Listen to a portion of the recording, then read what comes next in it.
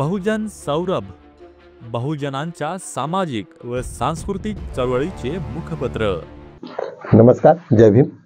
दैनिक बहुजन सौरभच्या YouTube चॅनलमध्ये सर्वांचं स्वागत।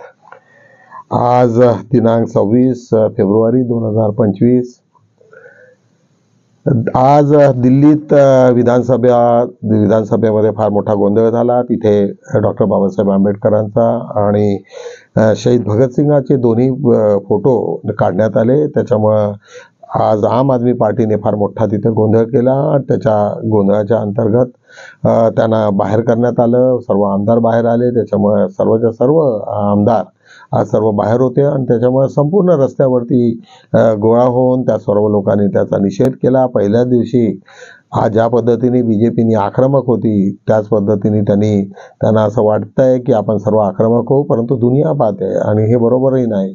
त्याच्यामुळे आणि बरोबर नाही की आणि असं कोणते काही फोटो आणि पूजाचे काही नव्हते। डॉक्टर बाबासाहेब आंबेडकरांचं आणि भगत सिंगाचा फोटो तिथं काढणं याच्यात काही असं हे नव्हतं। पण का ते वादाच्या भोवऱ्यात येतात आणि कशासाठी हे करतात मला कळत नाही की ते जाणूनबुजून करतात की काय, की त्याच्यावरती किती जनमत आहे आणि किती नाही।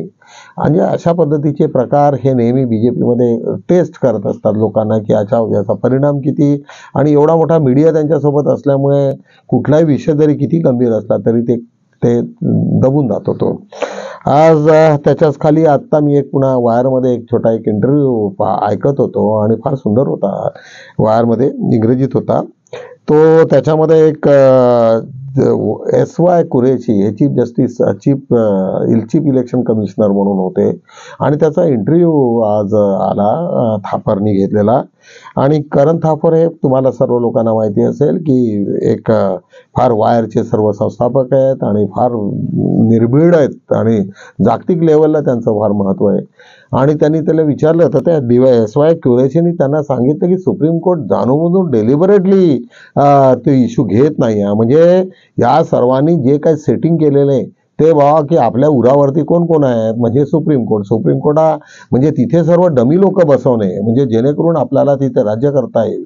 म्हणजे संपूर्ण राज्यघटनेची ज्या पद्धतीने त्यांनी पायमल्ली केली आणि त्याच्यावरनं असं वाटतं की या देशातली लोकशाही तशी संपली की काय असं वाटायला लागलं। म्हणजे समजा जर सुप्रीम कोर्ट तुमचा सर्व आहे, पार्लिमेंट तुम्ही आहात, इलेक्शनचे सर्व रिझल्ट तुमच्या हातात आहे, मग राहिलं काय तुमच्या हातात। आणि अशा सिच्युएशनमध्ये जरी तुम्हाला अमेरिका वाटेल त्या पद्धतीने काही केलं पण ते डोंट बॉदर अबाउट इट। म्हणजे त्यांना असं काही कोणाची भीती नाही। म्हणजे या जगात कोणाशी भांडणार आहे। सर्व CBI ED ह्या सर्वच्या सर्व यंत्रणा त्यांच्या डोक्यात यांच्या खिशात आहेत। इलेक्शन कमिशन खिशात आहे, सुप्रीम कोर्ट त्यांच्या खिशात आहे, हायकोर्ट त्यांच्या खिशात आहे। मग राहिलं काय। म्हणजे तुम्ही कोणासोबत भांडणार आणि काय झालं किती असेल ना तुमचं जे कुठेतरी कॉन्स्टिट्यूशन किती चांगलं असेल परंतु राबवणारेच लोक बैमान आणि हे असले म्हणजे नालायक असले तर त्याच्यामुळे त्याचे निकालही तसेच लागतील। याच्यासाठी या संपूर्ण जगाला आपल्या भारताला याची फार मोठी किंमत मोजावी लागेल असं वाटते। आज त्याच्यात खरगेंचं एक मोठं भाषण होतं। त्यांनी सांगितलं की या सरकारने जेवढे SC STच्या स्कॉलरशिप्स होत्या, शिष्यवृत्त्या होत्या त्या सर्वच्या सर्व संपवण्याचा प्रयत्न केलेला आहे। जो काही फंड होता तो इकडे तिकडे त्याने डायव्हर्ट केलेला आहे। आज नितीश कुमारचा मुलगा एक निशन कुमार याचं फार मोठं एक विधान होतं। त्यांनी सांगितलं की आमचा बहुधा BJP सोबत जमणार नाही। बहुधा नितीश कुमारच्या सांगण्यावरूनच ते बोललेत की काय अशा पद्धतीच्या अनेक लोकांनी हे झाले। एक भोपाळ इथे ग्लोबल इंटरनॅशनल समिट होतं। सरकारने प्रधानमंत्र्यांनी त्याचं उद्घाटन केलं आणि समारोपाच्या ठिकाणी आज अमित शहा येणार होते। तिथे जेवणाच्या याच्यात लोकांची ॲक्च्युली इतक्या घाणेरड्या पद्धतीची तिथे व्हिडिओ आलेत की त्यांनी एका दुसऱ्याला अन्न फेकल्यासारखं त्यांनी हे केलं आणि अशी ज्या पद्धतीची झोंबाझोंबी होती त्याच्यावरनं असं वाटतं की लोक कितीतरी दिवसाचे काही उपाशी आहेत की काय अशा पद्धतीचं वातावरण तिथे फार मोठ्या प्रमाणामध्ये दिसून आलेलं आहे। आज अखिल भारतीय मराठी साहित्य संमेलनाचा आजचा समारोपात बोलत होत्या डॉक्टर भावलकर यांनी त्यांच्या अध्यक्षस्थानी त्या अनेक गोष्टी आणि अत्यंत प्रभावीपणे त्यांनी आपली बाजू मांडली। संपूर्ण म्हणजे त्याच्यामध्ये अनेक मान्यवर होते। दिल्लीत तो कार्यक्रम झाला आज त्याच्याच अजून एक प्रोग्राम असा होता की काँग्रेसमधून अनेक लोकांची जयराम रमेश ह्यांची सुद्धा त्यांनी सुट्टी केलेली आहे, कारण ते अनेक दिवसापासून ते टार्गेट होते. याच्यासाठी टार्गेट होते की ज्यावेळेस इतकी मोठा कार्यक्रम होता नवीन काँग्रेसचं आपलं नवीन ऑफिस, आणि त्याच्यामध्ये त्यांनी डेलिबरेटली सर्व मीडियाला जाणून बुजून बोलावलेलं नाही. आज जर मीडियानी त्यांना सर्वांना, राहुल गांधींना सांगितलं की आम्ही रात्रंदिवस तुमच्यासाठी कामं करतो, तुमचा आवाज उचलतो, परंतु तुमच्या त्या कार्यक्रमामध्ये आम्हाला साधं बोलावलेलं नाही. तर त्याच्यामुळे ह्याचं सर्व लोकांचं लक्ष त्याच्यात गेलं आणि जयराज रमेशचं म्हणणं होतं की बाबा माझ्याकडनं चूक झाली ती. तेव्हाच मग त्यांना त्याच्या लक्षात आलं की हे सर्व स्लीपर सेल आहेत आणि ते इनडायरेक्टली बीजेपीला मदत करत असतात. त्याच्यामुळे त्यांची सुट्टी होण्याची आता वेळ आलेली आहे. बहुधा त्यांना त्याच्यातनं हाकलपट्टी केलेली आहे. त्याच्यानंतर अजून काही लोक आहेत त्यांचंही त्यांच्यात नाव आलं की या सर्व लोकांना आता काँग्रेस मोठ्या प्रमाणामध्ये आपलं फिल्ट्रेशन करेल, आणि फिल्ट्रेशन जर झालं तर अनेक लोकांना त्याच्यावरती आता नवीन लोकांना संधी मिळेल. आज दैनिक बहुजन सर्वचा 26 फेब्रुवारी 2025चा आपण वर्तमानपत्रावरती थोडासा आढावा घेऊया लवकर. डोनाल्ड ट्रम्प प्रशासनाने 4 भारतीय कंपन्यांवर निर्बंध लावलेले. त्यात मोठ्या कंपन्या होत्या. एक UAE मधली, हाँगकाँगमधली एक तेलाची कंपनी, त्याच्यासोबत भारताचा आहे होता. भारत व चीनमधील टँकर मॅनेजमेंट कंपन्या, इराणमध्ये नॅशनल इरानियन ऑइल कंपनीचे प्रमुख, आणि अशा 4 कंपन्या होत्या. एक फॉरेन ॲसेट कंट्रोल अशा पद्धतीचं एक मोठ्या ह्या 4ही कंपन्या होत्या, आणि त्याच्यावरती आज मोठ्या प्रमाणामध्ये त्यांनी निर्बंध लावले. त्यामुळे निश्चितच त्यांना आता अमेरिकेला आपली दादागिरी करायला फार इझी झालं. ते तिथलंही सरकार म्हणजे फक्त व्यापार कसा करावा हाच एक आहे, त्याच्यात बेसिक जो इश्यू आहे तो हा फक्त त्यांना जास्तीत जास्त कसं हे करता येईल, आपला व्यापार कसा वाढेल आणि आपण अमेरिकेला कसं समृद्ध करू याच्याच मार्गी ते लागलेलं आहे.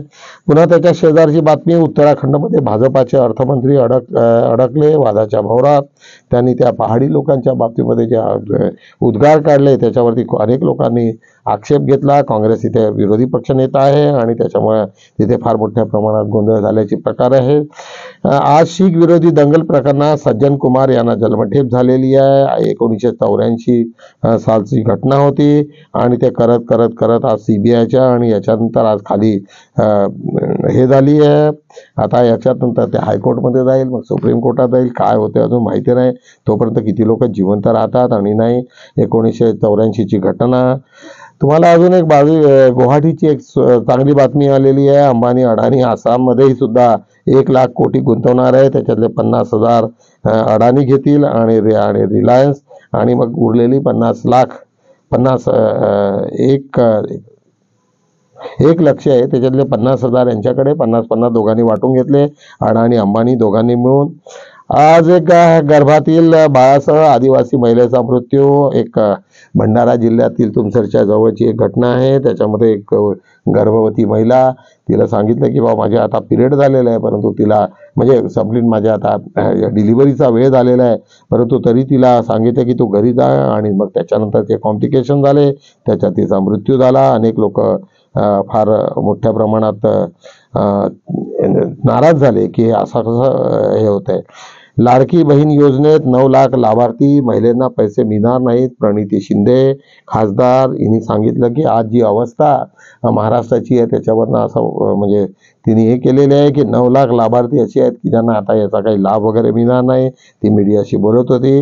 महिलांना ST प्रवासात मिळणारी सवलत बंद होणार का, या पद्धतीचा आता सरकारच्या जवळचा पैसा आणि मोठ्या प्रमाणात जे लॉसेस आहेत त्याला हे करताना अशी माहिती प्रताप सरनाईक यांनी माध्यमाशी बोलताना सांगितलं की ज्या पद्धतीने आता अवस्था आहे. आज त्याच्याच शेजारी दिल्ली विधानसभेत आपच्या आमदारांचा गदारोळ मोठ्या प्रमाणामध्ये तिथे हे झालेलं आहे. अतिशी आणि या सर्व लोकांनी तिथे जे 2 फोटो काढले डॉक्टर बाबासाहेब आंबेडकर, आणि त्याच्यामुळे तिथे फार मोठ्या प्रमाणामध्ये हे झालेलं आहे. आणि बाहेर सर्वांना स्थगित करण्यात आलं विधानसभा. राज्यातील 17 लाख कर्मचाऱ्यांना महागाई भत्त्यात थोडीशी वाढ झालेली आहे, 3% वाढ आहे. आज त्याच्या शेजारी आज आमची छोटीशी जाहिरात आहे, चला आपण बहुजन सौरभला बलशाली करूया. आम्हा सर्व लोकांची एकच इच्छा आहे की दैनिक बहुजन सौरभ सर्वांच्या घरी पोहोचायला पाहिजे. त्याच्यासाठी जेवढ्या कुठल्या PDF तुम्हाला आम्ही पाठवत होतो घरोघरी पोहोचवण्याची जबाबदारी ही तुमची आहे. आज पान 2 वरती बघूया. आमचं आजचं ब्रीदवाक्य आहे, वाचन हे ज्ञानाच्या सागराचे द्वार आहे. म्हणजे जोपर्यंत तुम्ही वाचन करणार नाही त्याच्यामुळे निश्चितच त्याच्यातनंच तुम्हाला खूप साऱ्या अनेक गोष्टीचा तुम्हाला कलह होईल, म्हणजे अनेक गोष्टीचा कल येईल आणि त्याच्यात तुम्ही चांगला म्हणजे चांगलं घडू शकेल तुमच्या हातून. आज संपादकीयमध्ये शेतकरी जगला पाहिजे आणि ज्या पद्धतीने ज्या शेतकऱ्यांचा हे होत आहे आता या सीझनमध्ये तर इतकं म्हणजे थ्रोअवे प्राईजमध्ये त्यांना काही मिळालंच नाही. म्हणजे एवढी मेहनत त्यांनी करावी आणि त्याच्या हातात मात्र काहीच लागले नाही. अनेक इव्हन लसणापासून 100 रुपये किलो आणि अशा पद्धतीचा फार विचार झालेला आहे. म्हणजे त्यांना काय भावात पडलं असेल आणि काय भावात त्यांनी केलं असेल याच्यावरती. आणि अनेक दिवसापासून शेतीच्या ज्या काही समस्या होत्या म्हणून डॉक्टर बाबासाहेब आंबेडकर म्हणायचे की तुमचं हे राजकीयकरण झालं पाहिजे याच्यातलं. म्हणजे तुम्हाला ही राष्ट्राची संपत्ती म्हणून करता येईल आणि जेवढे जेवढे शेतकरी आहेत त्या लोकांना तुम्ही रोजगार द्या आणि रोजगार दिल्याच्या नंतरच या देशात होईल. परंतु कोणी मानलेलं नाही आणि शेवटी आज जी अवस्था आहे ती तशी सुरू राहील. आज भारत सरकारचे वकिलाविरोधातील षडयंत्र. आज त्यांनी सांगितलं की तुम्हाला सरकारच्या विरोधामध्ये काही बोलता येणार नाही, तुम्ही नोकरी करता, त्याच्यामुळे अशा अनेक गोष्टी आहेत. आणि आजपर्यंत आणि त्याच्यासाठी सर्व वकील मंडळी दिल्लीची रस्त्यावर आलेली आहे. त्याचा आता परिणाम सर्वीकडे होईल आणि ते जर झालं तर निश्चितच त्यांना मोठ्या प्रमाणामध्ये त्यांचा आवाज होईल, वाढेल. ॲडव्होकेट सुभाष सावंगीकर हे सातत्यानं लिहित असतात. ॲडव्होकेट सावंगीकर फार चांगला अभ्यास आहे त्यांचा. आज बहुजन स्त्रीवादाच्या जननी सावित्रीबाई फुले. आज ज्या पद्धतीचं सावित्रीबाईचं जेवढं गुणगान करता आलं तेवढं कमीच आहे. ब्राह्मणांच्या बायकांना सर्वात जास्त त्याचा फायदा झाला, बाकी तर सर्वांना झालाच झाला. असा आज सुंदरसा हा लेख श्री दास्याचा तुरुंग फोडते लता प्रतिभा मधुकर हिचा हा लेख अत्यंत सातत्यानं ते लिहित असते. आज सहिन्यू त्याबाबत उदासता. म्हणजे आज तथागत बुद्धाच्या काळातली एक हे काय श्रमणा चलता हो म्हणजे ज्या पद्धतीने श्रमण लोक होते आणि ते ज्या पद्धतीने तथागत भगवान बुद्धाचा धम्म लोकांपर्यंत पोहोचत होता आणि त्याच्यामधले जे काही अनुभव आहेत त्याच्यात देवीदास राऊत त्यांचा हा लेख सातत्यानं ते लिहित असतात. एक त्याच्याच बाजूचा अत्यंत चांगला लेख तुम्हाला वाचायला मिळेल. आज R.K. जुंबळे यांनी आत्ताच एक पुस्तक लिहिलं आर्य अष्टांगिक मार्ग. त्याच्यातल्या छोटे छोटे पॅचेस ते देत असतात आणि अत्यंत चांगला आहे की मी 2दा त्याला वाचलं. आणि त्याच्यामध्ये खऱ्या अर्थानं सब पापस्सा कर्णम कुशलस्स उपसंपदा सचित्त परियोदपनम एत बुद्धानं सावर. याचा अर्थ काय आणि कशा पद्धतीने आपण आपल्या स्वतःला आपण प्युरिफाय केलं पाहिजे याच्यावरती आधारित हा लेख. आज पान 3 वरती बघूया. आजचं आमचं ब्रीदवाक्य आहे, विनम्रता आणि अहंकार हे एकत्र कधीच राहू शकत नाही. तुमच्यात जर विनम्रता असेल तर तुमचा अहंकार नसायलाच पाहिजे. एका दुसऱ्याला हे आहे ते.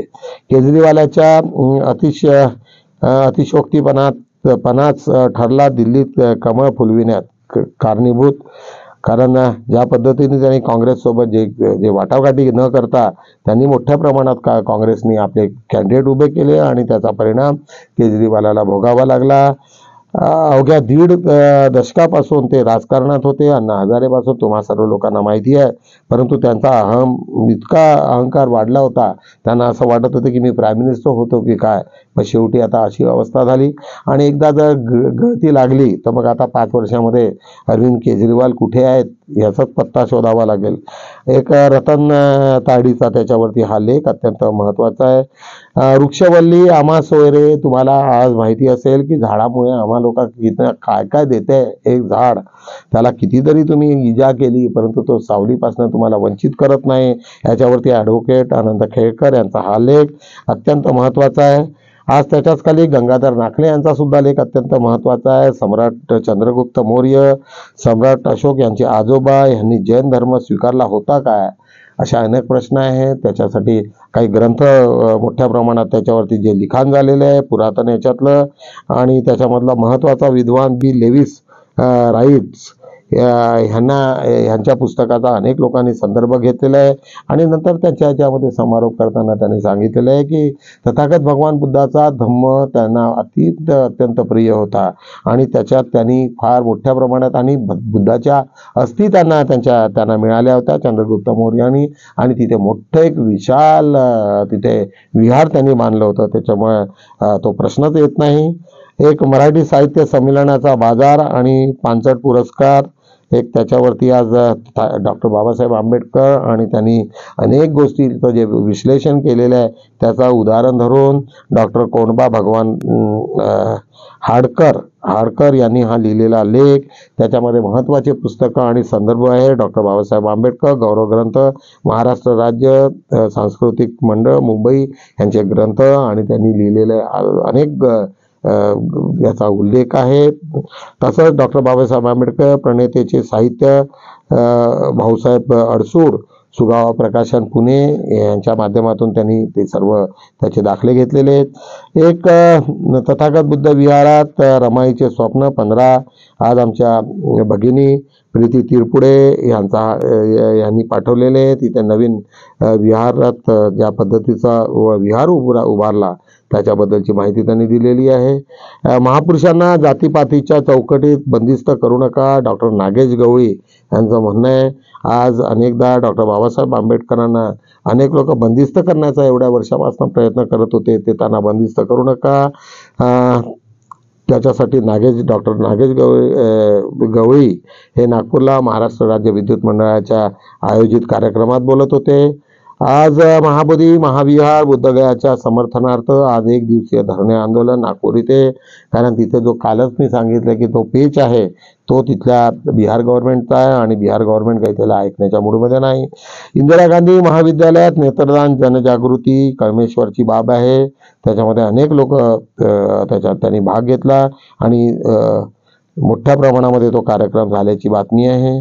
आज तसंच छत्रपती शिवाजी महाराज आंतरराष्ट्रीय विचार मंच आणि सत्यशोधक नेदरलँड यांच्या वतीने छत्रपती शिवाजी महाराजांची जयंती साजरी करण्यात आलेली आहे नेदरलँडमध्ये. आणि तिथे जो फोटो आहे सर्व त्याच्यामध्ये अनेक स्त्रिया साड्या घालून तिथे सर्व महाराष्ट्रीयन लोकांनी आपली उपस्थिती दाखवलेली आहे. निश्चितच हे महत्त्वाचं आहे. आज ज्योत्स्ना बनसोड आमच्या संवाद मित्र अलमाटी इथले ह्याच्या 7 समुद्रापलीकडचे शिवजयंती उत्साह साजरी झालेली आहे. त्याच्यासाठी त्यांनी एक अलमाटी कझाकिस्तानमध्ये अलमाटी, आणि तिथला तो एक मोठा फोटो त्यांनी शेअर केलेला आहे की सर्वच ठिकाणी शिवजयंतीला फार मोठ्या उत्साहाने साजरी केलेली आहे. आज तसं चैतन्य युवा पुरस्कार जाहीर करण्यात आलेले चंद्रपूरची बातमी आहे. अनेक लोकांना युवा पुरस्कार आज जाहीर झालेले आहेत. तसंच आमच्याकडे जाहिरात, प्रॉपर्टी घेणे विकणे, भाड्याने देणे, अधिक माहिती करता तो एक तसंच आमचा एक स्टुडिओ सुद्धा आहे जिथं मी आता रेकॉर्डिंग करतो, तो सुद्धा आम्ही भाड्याने देत असतो. बिरसा मुंडा आदिवासी कल्याण महामंडळाचे मंत्री अशोक उईकेंना निवेदन देताना त्यांचा फोटो, त्याने अनेक मागण्या आहेत. तसंच अभिरुची अकॅडमिक रामटेकच्या मुली क्रिकेट स्पर्धेत उपविजेता झाल्याची बातमी आहे. पुन्हा घर घर बहुजन सौरभ अभियान मोठ्या प्रमाणात नागपुरात सुरू आहे. जिकडे तिकडे लोकांनी सर्व दैनिक बहुजन सौरभला जास्तीत जास्त वाचकांपर्यंत पोहोचवण्याचा प्रयत्न सुरू आहे. नागपूर न्यू नेहरू नगर माळगीनगर इथे एक मोठा लोटस पब्लिक स्कूल येथे निरोप समारंभ 10वीच्या मुलांचा ती एक आम्ही चांगलीशी बातमी घेतलेली आहे. अशा रीतीने आम्ही दैनिक बहुजन सौरभचा आढावा घेतलेला आहे. निश्चितच तुम्हाला रोजप्रमाणे आजही सांगेल की जास्तीत जास्त आपल्या पेपरचे जे महत्त्वाचे लेख आहेत ते सर्व लोकांना पोहोचो. मोफत पेपर आहे, त्याच्यामुळे जेवढ्या जास्त लोकांना क्रॉप करा. महत्त्वाचे काही पेपर्स असतील त्यांना सर्क्युलेट करा. एवढंच बोलतो आणि थांबतो. भेटूया आपण उद्या. जय भीम.